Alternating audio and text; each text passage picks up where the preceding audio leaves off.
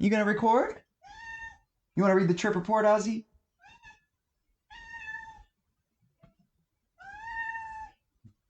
Wow, you're a very good reader.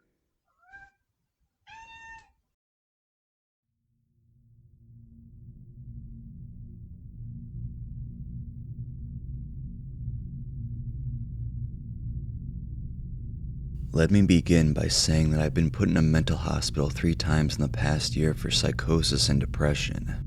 It is believed that my psychosis was triggered, not caused, by the use of LSD, the details of which I will not go into. After being prescribed with a myriad of medications with little help and accompanying serious side effects, antipsychotics will numb your life. I was becoming very fed up with the doctor's half-assed attempts to make me better. I had read something about LSD being used half a century ago to cure certain mental illnesses, one of them being depression. I had stopped taking my antipsychotics secretly less than a week before and was beginning to taper off of my antidepressant, also secretly. Since the depression was the principal enemy to my well-being, I decided to give LSD a try by myself to defeat it, despite how it might affect my psychosis. It is usually quite difficult to procure acid where I live, but I unexpectedly made a new contact and obtained 4 hits by the end of the day. Looking back, this was divine providence. I was on my way home at about 1 a.m. and decided that, in order to time my trip so that I would not be tripping very far into the next day, I needed to do it then, so I took the 4 hits, roughly 1/2 hour before I would be home. I had taken to doing pre-trip auto-hypnosis to ensure a good trip for my past few trips, but since this is awfully difficult to do while driving, I decided to forego it. My mindset was rather typical during that time of my life and was permeated by a mild to moderate sadness, apathy, and profound sense of being alone even when amongst close friends.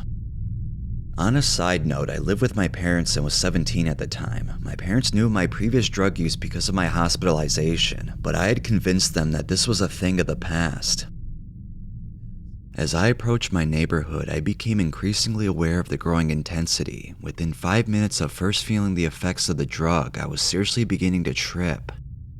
I pulled into my neighborhood, thankfully, as it was becoming very difficult to drive, and stopped to talk to my gate guard. I live on a heavily wooded golf course, which makes for some rather interesting trips.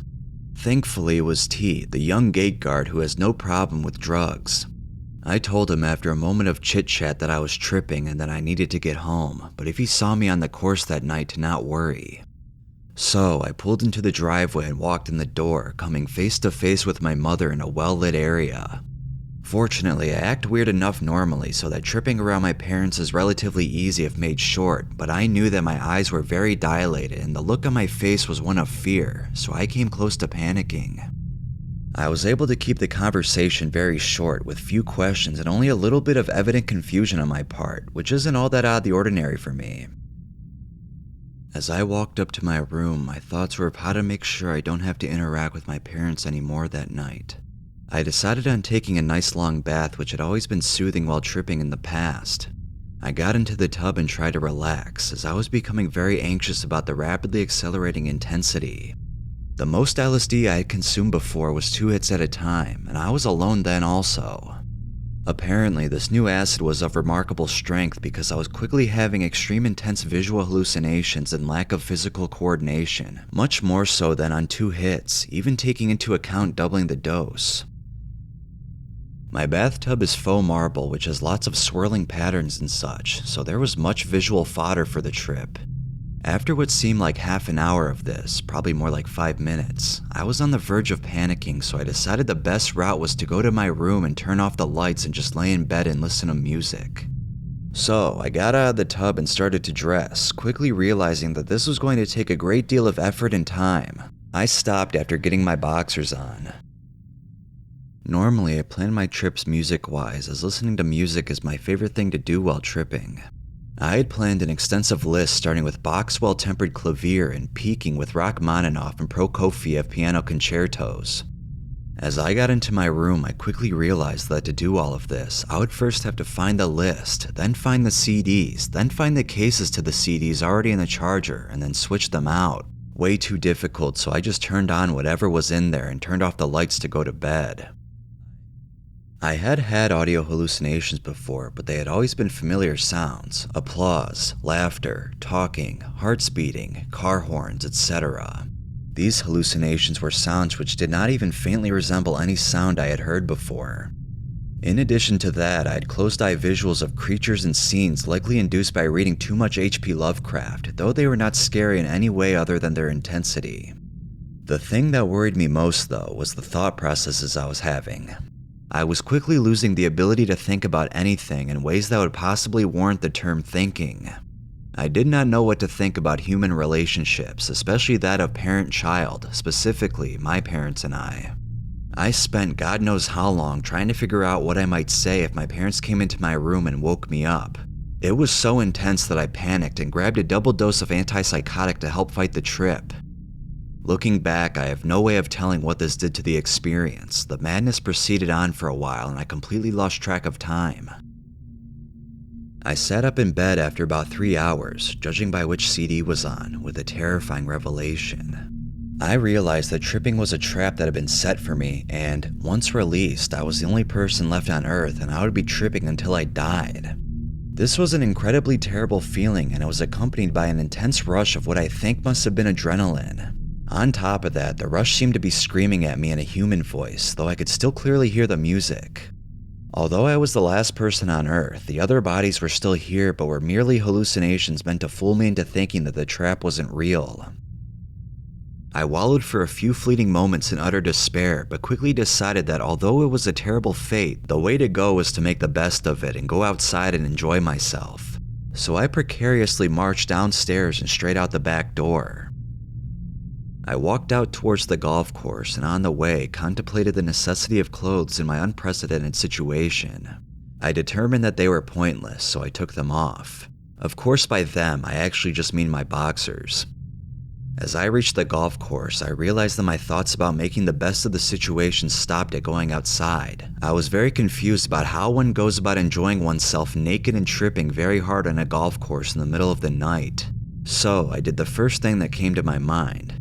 I did a slow somersault on the still moist from rain grass. I then proceeded to jump in a way that seemed to be dancing. I had run out of ideas at that point, and then I started to have thoughts of what I should do while tripping, and it occurred to me that I could get away with anything, even rape if I wanted. I quickly dismissed this idea for several reasons. 1. Even if the people weren't real, I still knew it was wrong. 2. I know from experience that sexual activity while tripping hard is damn near impossible. 3. I don't know more than 3 or 4 people in my neighborhood, and 2 are female and neither of them are attractive or under 40. And lastly, some corner of my brain that wasn't tripping was screaming at me that this would be a very bad idea, seeing as how I am not cool with prison at all. I then decided to go for a walk down my street, which is always very moving in a slightly spiritual, completely intangible sort of way. I am now walking, stark naked, down my street somewhere around 4 a.m. The intensity and severity of the trip, perceived trap included, was still building, so I decided to take a short rest and lay down. That's when a car pulls up. I look up, and it's T, the gate guard. I know he's just a hallucination, but I decide not to let him know that I know, and just play along. So after the initial astonished remarks, "I thought you were going to walk the trails. How many did you take again? Do you know you're laying in the middle of the street naked?" After some arguing, he got me to get into his car. We talked for a while as he drove to my house about how he never did the whole naked tripping thing and how it's a good thing that nobody looked out their window and saw me. At one point I said, rather offhandedly and nonchalantly, that I should kill myself, with the thought in mind that it didn't matter since nobody else was around to mourn my death and I was going to be tripping until I died. He assured me that I should not, that everything was going to be fine, and when I told him that I was going to die, he said with complete confidence that I would not, which was probably all I needed to hear right from the beginning. I was very reluctant to leave his car, but he eventually convinced me to just go to bed. I went upstairs, still butt naked, and crawled into bed and went to sleep, just like that. I woke up the next morning to my father telling me that I had to pick up a family friend from the hospital that day, which I totally hadn't factored in the previous day. After the initial conversation, I realized all that had transpired the night before. I had a profound thankfulness to be alive, for every person I knew that loved me, for music, and for absolutely everything. I had been brought to the utter depths of complete despair and solitude and had been redeemed against all impossibility. I almost got in a wreck about 10 times getting my friend from the hospital to home, and I ended up crashing and sleeping a good 12 hours at my cousin's house. Although it seemed like a perfect revelation, my depression returned in a couple of days, nearly unscathed. However, I had a talk with my best friend less than a week after, and though she knew about the trip, she knew no details. On the subject of drugs and life and suicide, she gave me a beautiful, powerfully moving oration and said many of the same things I had thought after waking up. I was nearly moved to tears and felt clearly that God was telling me something I could not ignore any longer. I decided right then to turn my life around and quit being such an ass and constantly feeling sorry for myself.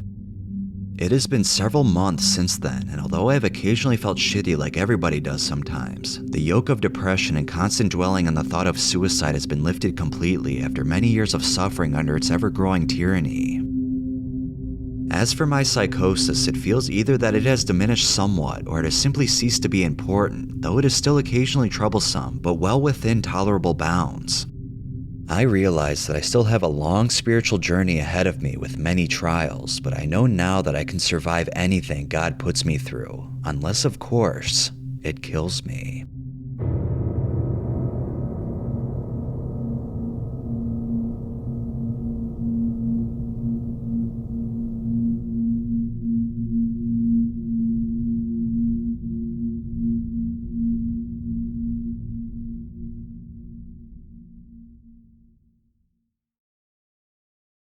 I decided right then to turn my life around and quit being such an ass and constantly feeling sorry for myself. Stop the cap.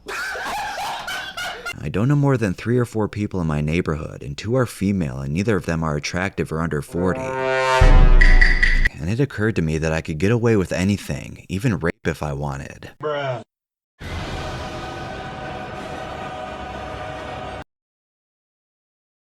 Thank you so much for watching my video. If you enjoyed it, please give it a like and comment, and if you haven't subscribed already, please subscribe. Also, please turn on that notification bell so you don't miss any future upload. Thank you all, and stay safe out there.